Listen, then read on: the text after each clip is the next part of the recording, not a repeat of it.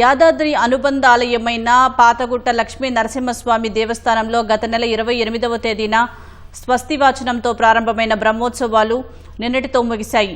108 కలశాల్లోని జలాలకు వేద మంత్రాలు, మంగళ వాయిద్యాలతో ప్రత్యేక పూజలు నిర్వహించి ఉత్సవవర్లకు అష్టోత్తర శతఘటాభిషేకం తర్వాత మహదాశీర్వచనం, పండిత సన్మానంతో వార్షిక బ్రహ్మోత్సవాలకు ముగింపు పలికారు. ఈ కార్యక్రమంలో ఆలయ ఈవో భవానీ శంకర్, ఆలయ అధికారులు పాల్గొన్నారు. ప్రముఖ రచయిత, దర్శకుడు శ్రీ విజయేంద్ర ప్రసాద్ రాజ్యసభ ఎంపీ ఆలయాన్ని దర్శించుకున్నారు. అనంతరం ఆలయ ఈవో దర్శన ఆశీర్వచన ఏర్పాట్లతో స్వామివారి ప్రసాదం అందజేశారు.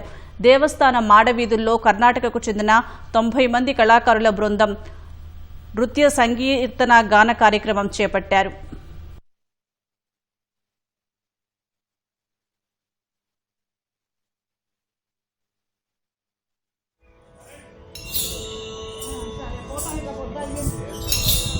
¿Cuánto por su